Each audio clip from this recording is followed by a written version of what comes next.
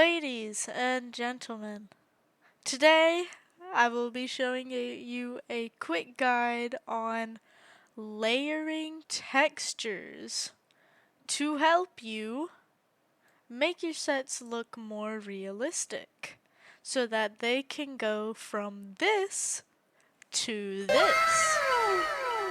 Let's get into it, shall we? So first things first, I will be using a carpet pathway as my example for this video, as you already saw.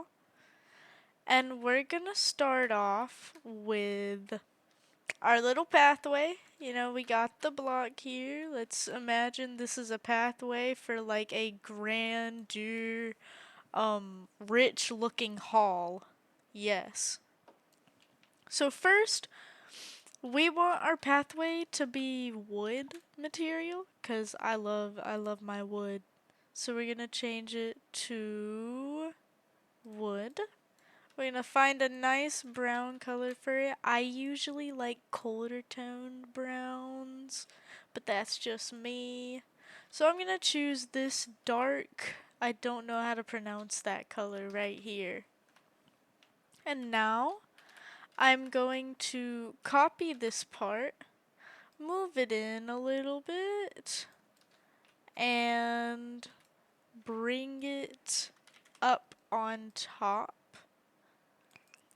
and then make it 0.1 thickness. That seems like a pretty good thickness for a carpet. Yeah, this is gonna be our carpet. So I love me some nice red velvet carpet because it always looks so elegant. So I'm gonna change this to a like dark red color. I'm gonna use cocoa here, I suppose. And we're going to grab a texture for it. So as I explained before in the previous textures and decals and meshes video, we're gonna go find our texture. I have one right here. I really like this one. So I'm gonna go grab the asset ID, move back to the game, put it on top of the part, and it is not a borderless texture, so you can obviously see that it's repeating, but that's okay, we can fix that. First of all, let's make it a little bigger, because I don't like how small that is. Most people would think, okay, this looks good, we're done, yay, pathway.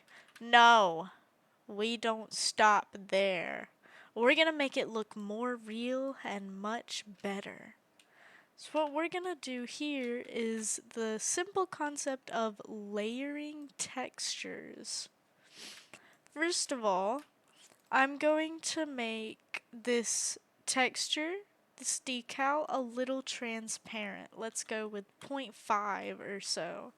As you can see, that already takes away some of the harshness of the texture and makes it look a little bit better.